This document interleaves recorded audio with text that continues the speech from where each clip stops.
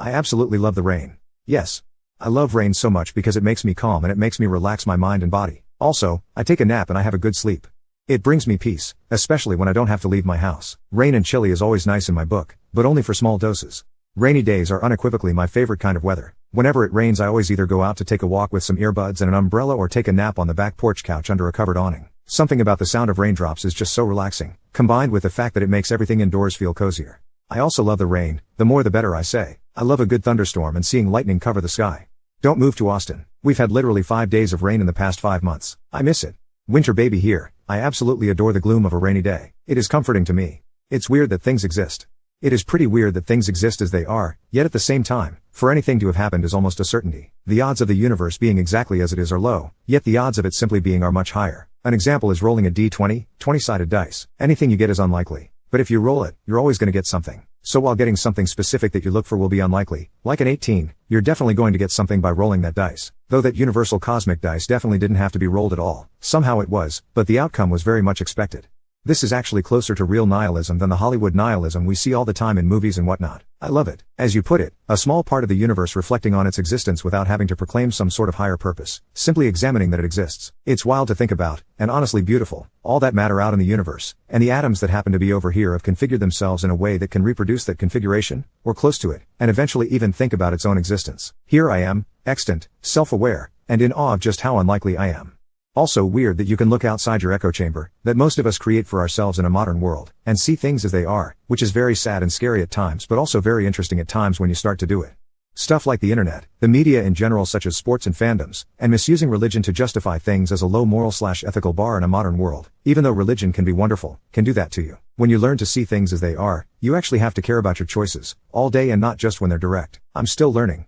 Here are some truly incomprehensible numbers that exist. The supermassive black hole, Sagittarius A at the center of the galaxy is 4.31 plus 0.38 million solar masses. Its diameter is 14.93 million miles. For some local perspective Venus is only 25 million miles away. The universe is a puzzling place, a mystery. I would disagree and say it absolutely matters that you exist. There is no other you than the you that is right here, right now, doing you. You were created like each of us and are here creating with us, people, structures, artwork, relationships, businesses, on and on. But no one can be the channel for the creative force that is specifically drove X. Nothing is without purpose. Exactly. Somewhat bothers me sometimes when people say if X hadn't happened, Y would never have happened/existed. Well then we would live on all the same, wouldn't we? Life only feels normal because it's what we know, and the mind tends to be hyper-adaptive. But it's all inherently very weird. Definitely the world is weird and interesting enough we don't have to invent fictions with magic and overpowered creatures to feel it's absolutely amazing/exhilarating. Emo. Think of this, we are made up of atoms, that repel each other. We never touch anything ever on a microscopic level. Also, we aren't completely solid. Space between every atom. If you start going down the physics rabbit hole you have a hard time thinking anything you do or become matters at all in the bigger picture. But we can grab small victories and pleasures that matter to us in the moment. Existence is infinite. And being infinite, everything has a 100% chance of happening eventually. We're just in the middle of one of those eventualities. Yay philosophy. I found one of my Holy Grail records at a thrift store and I still can't believe it. That is so awesome. I once found a treasure from my hobby in an antique store, a $25 steal worth hundreds of dollars. I will carry forever the excitement of the moment I realized what I was seeing, of picking it up and carrying it. The reason I love garage sailing and antiquing, always the remote possibility of that happening. So reading your story makes me smile, remembering my prize. I am so happy for you. Happy hunting for another of your prizes. My record store finally got some talking heads in. Not anything too special or rare, but apparently they're hard to come by in my area and I hate buying records online cause I'm afraid of them getting mistreated and shipping. So not only did my record store get a bunch of talking heads in, they put them all in the section where they sort out a bunch of popular bands. So while I only had the money to buy one and not a bunch, whenever I can get more they're all separated from the rest so I don't need to go digging through other parts of the store.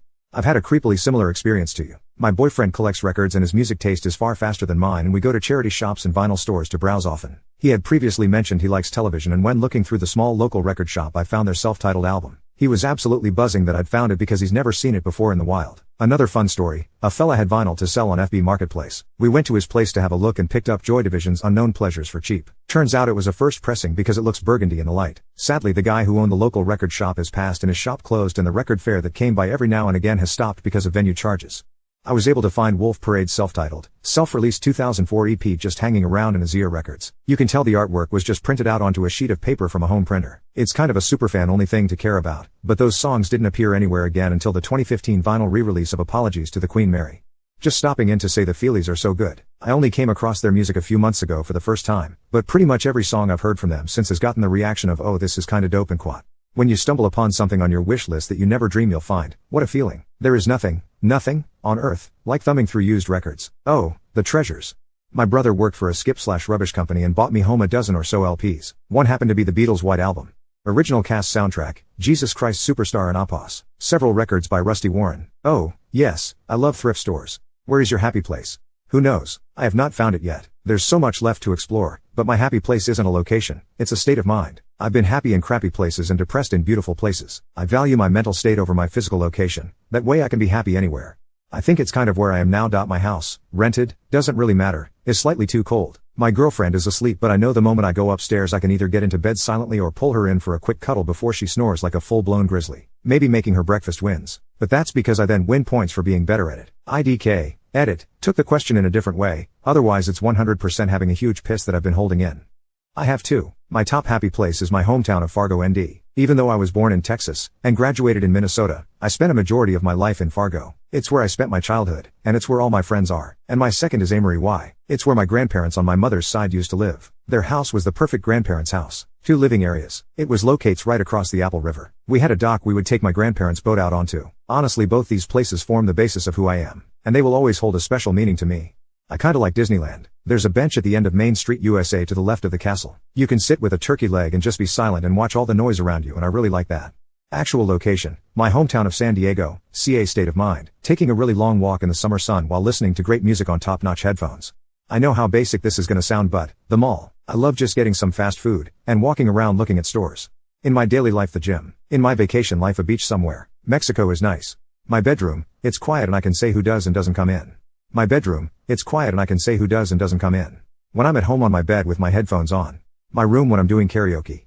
With the human that loves me. When I nap.